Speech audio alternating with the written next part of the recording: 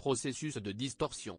C'est le processus qui nous permet d'introduire des changements dans notre expérience sensorielle. Pour donner du sens à notre expérience sensorielle et en maintenir la cohérence, le cerveau structure, agence et interprète l'information reçue en faisant une représentation altérée de la réalité.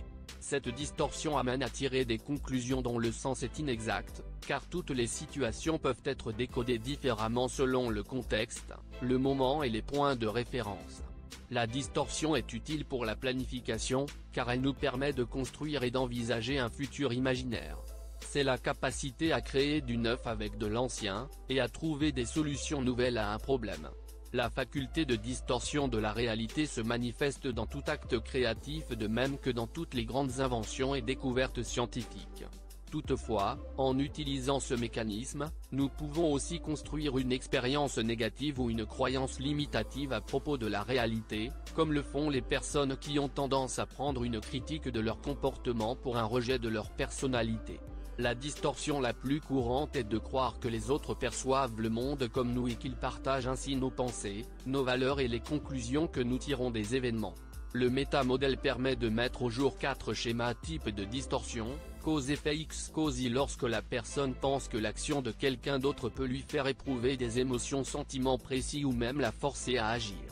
Lecture de pensée lorsque la personne devine ce que l'autre pense ou ressent, sans demander ou entendre ce que l'autre communique. Équivalence complexe X prouve Y lorsque la personne interprète deux expériences comme équivalentes au niveau de leur sens, si l'une est vraie, l'autre aussi. Plus l'équivalence complexe est riche, plusieurs moyens sensoriels pour exprimer, reconnaître un critère, un état intérieur, plus la personne a de liberté de choix dans ses comportements. Présupposition lorsqu'un élément de la phrase n'est pas exprimé, mais qu'il est implicite et nécessaire pour que la phrase ait un sens. Le langage interne permet de se représenter son expérience, par la pensée, le raisonnement, le dialogue interne. Le langage externe permet de communiquer avec les autres, par la parole, le chant, l'écriture. Nota bene, lorsqu'une phrase contient plusieurs éléments de violation du métamodèle, il est suggéré de commencer là où il y a plus d'impact, et ainsi d'aller du plus général au plus spécifique, c'est-à-dire, distorsion, malformation sémantique, généralisation, omission, sélection, information manquante.